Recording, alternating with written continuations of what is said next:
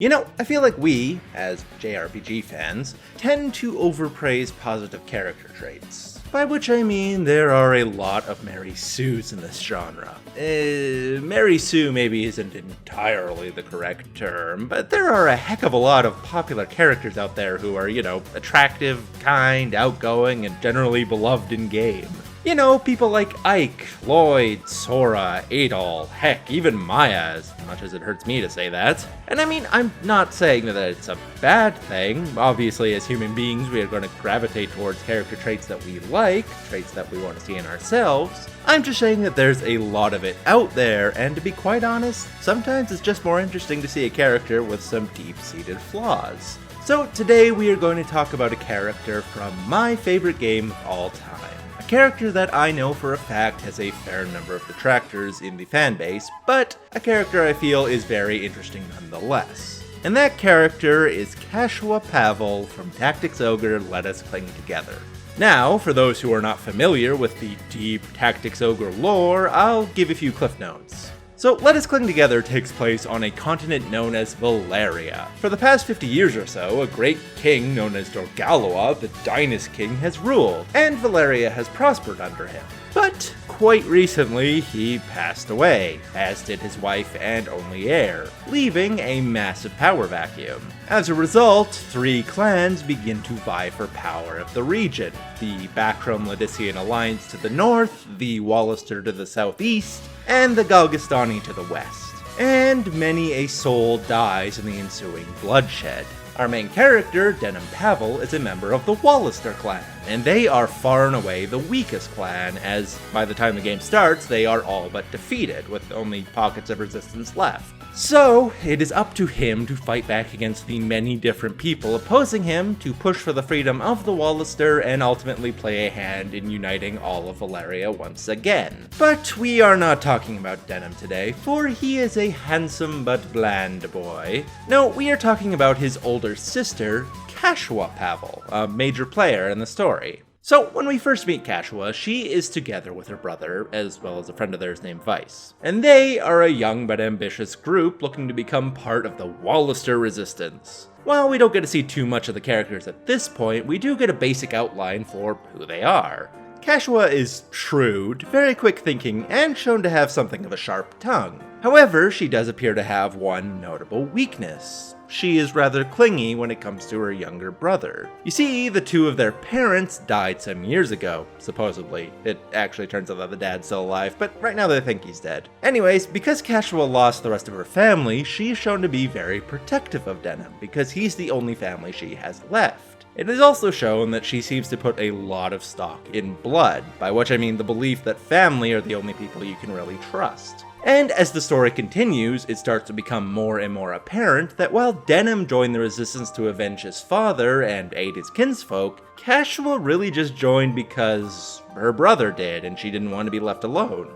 As such, as the story continues, a rift starts to form between the two siblings. It's a little different depending on what route you take, but basically, as the war drags on, Denim begins to become a greater and greater figure in it, ending up as either a hero or outlaw. But no matter what route you take, Denim always fights with the belief that he is ultimately fighting to aid the Wallister people. Catiua, on the other hand, is a little more self-serving. She's seen enough of the bloodshed and carnage that the war has brought and simply wishes to be rid of it. Several times over the course of the game, she urges her brother to abandon it, to run away with her to some other country where they can just forget this whole mess. But the ever-dutiful Denim never bends, and Catiua, far too scared to lose her only family, continues to follow him.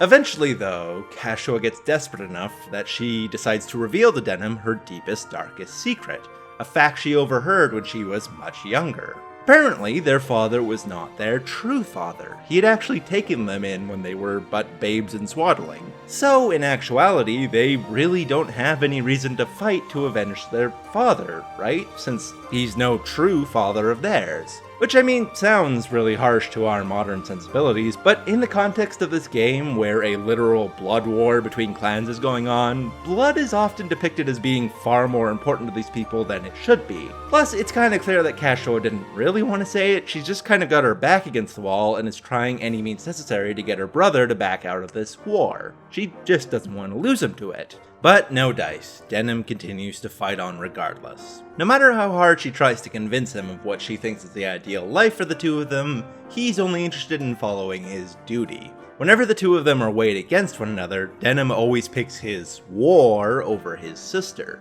And so, Catiua gets fed up and leaves. Denim tries to stop her, but ultimately opts not to chase after her when she decides to return to her hometown. And while it's never openly stated, I imagine Catiua leaving was her final desperate attempt to force Denim's hand to choose her over the war. But obviously he didn't, so Catiua ends up left in the one position she wanted to avoid at all costs. The one thing she feared above all else.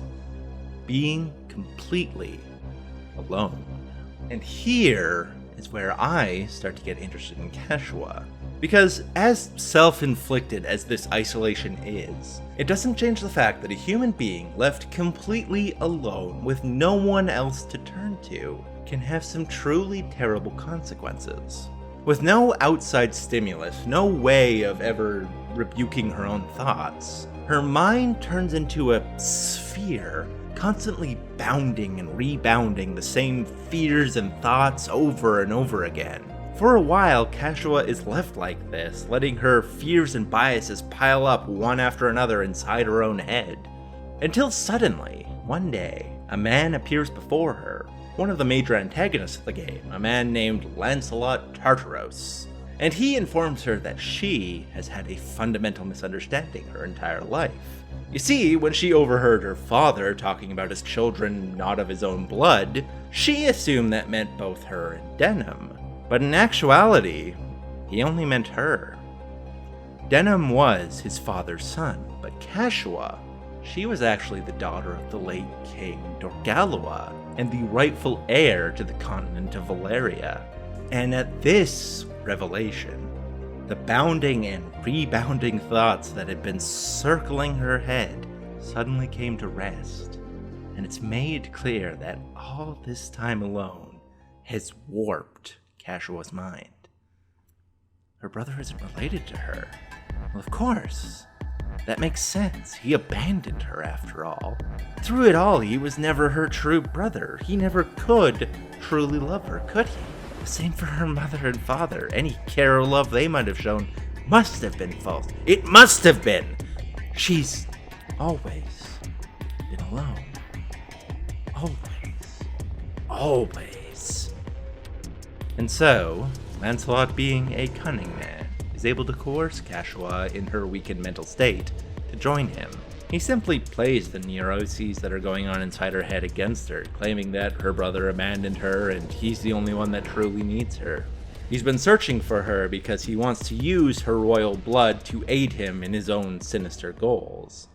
Meanwhile, Denim, who eventually finds out the same revelation that his sister had, that they aren't related, decides, blood be damned, she's still his sister. He's going to do everything in his power to save her. He even finds his father, who tells him that this whole war could have been avoided if he simply offered up Catiua when King Dorgalua died, but he couldn't do it, because he couldn't give up a little girl that still looked up to him and called him father. He loved her too much to part with her like that. Showing to us, the audience, that Catiua's fears were entirely unfounded, that her emphasis on blood is nowhere near as important as she believed it was. And so, after a long and bloody campaign to rescue her, eventually Denim finally manages to drive off Lancelot and the forces of Lotus and meet face to face with his sister for the first time in a long while. At first, Catiua fights back against Denim, throwing the same rhetoric that has been echoing through her head all this time. That they aren't a true family, that he abandoned her, that now he only seeks to use her royal blood to strengthen his own cause. But Denim tells her exactly what she had been missing this entire time. The fact that no matter what, his entire life he's always thought of her as his sister. Though they may not be truly related by blood, all the time they spent together was genuine. Even when she becomes a queen of Valeria, to him, she will always simply be his older sister. Or he says completely the wrong thing and she commits suicide, but we'll pretend that doesn't happen. So, at last, Catiua sees the error of her ways, how truly warped her way of thinking had become. She's not alone. She never had been.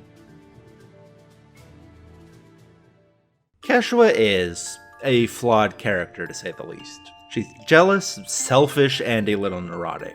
But I think she's a good example of how the human mind can play tricks on itself and blow seemingly small fears and worries way out of proportion. And I think the fact that she's able to overcome her problems by the end of the game and potentially become a better person for it makes her a far more interesting character study than most truly popular characters out there.